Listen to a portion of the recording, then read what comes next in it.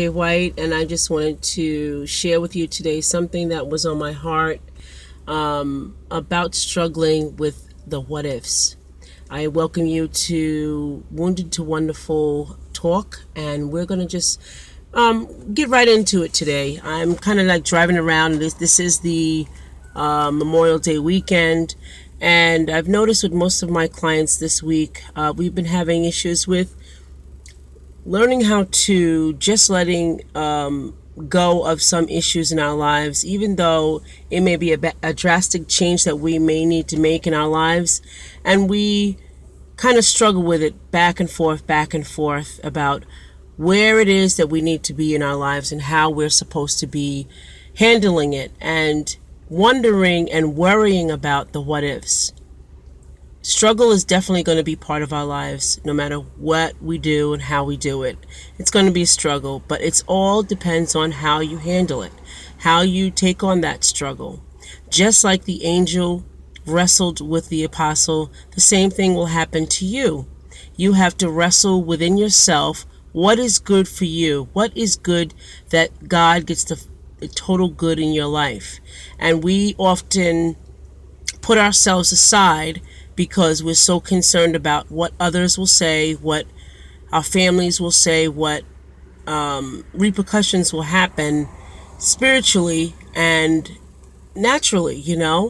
But we ought to be worried about how we are going to do God's plan if we're struggling and we're wrestling around with something that is just so easy to fall into and just let it happen.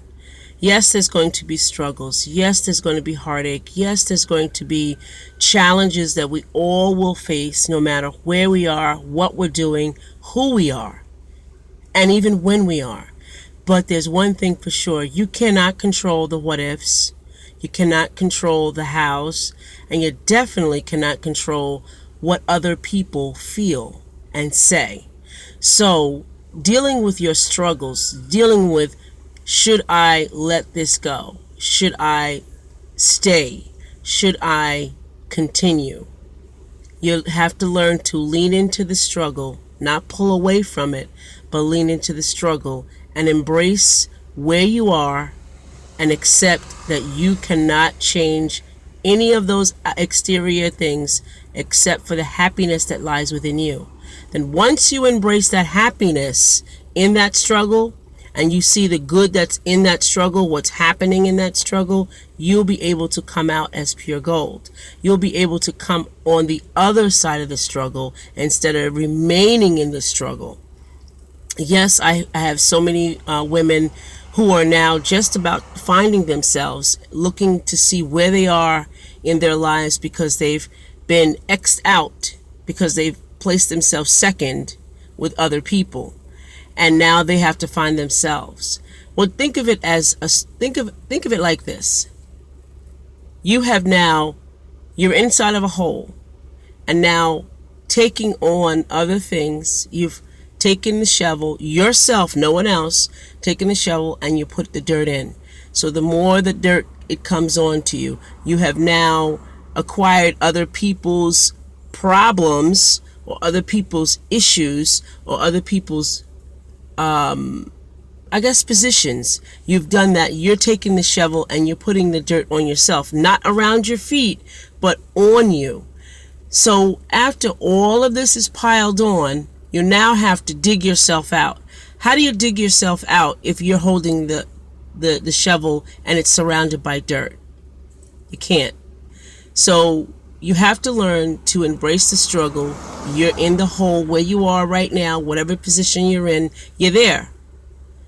And yes, you don't like the outcome because you maybe have agreed in your mind that if I do this, that the agreement that I have in my mind is not the same. I never said I want to do that. And what gets us most of the time is we always say, I never. It's not in my vocabulary. I never. We always say that. But in the end, we never said that. We agreed to that because we heard someone else say it. But what's good for someone else is never good for us. So we have to learn to walk our journey on our own and begin to embrace the struggles, which are just challenges. All they are is to see how you're going to place your feet, how you're going to stand, how you're going to position yourself, and how you're going to move forward. That's all it is. It's not a struggle. The only time that you get into a struggle is when you grab onto that situation and try to control it the way you want it to go. And it never does work. It always will change you. It will always break something. It will always change something. It will always move something within you. And you don't want that. You want the transition of your life to be moving, always going straight forward. And it's very funny how after we get past the struggle, we crack up laughing at ourselves to say, hey, we did it. Listen, if you've survived all the times prior to this period of time now, what makes you think you can't have recovery? What makes you think that? Because you've survived, you now can recover. We just don't want to, and it's all our ego. It really is. And we can blame it on this or that or, different situations. But it basically boils down to our ego. I don't want to look like this. I don't want people talking about that. I don't want others to know this. That's all it's about. And your ego plays a big part in a lot of decisions that keep you unhappy and keep you struggled. So my best bet and my words to you today, don't struggle.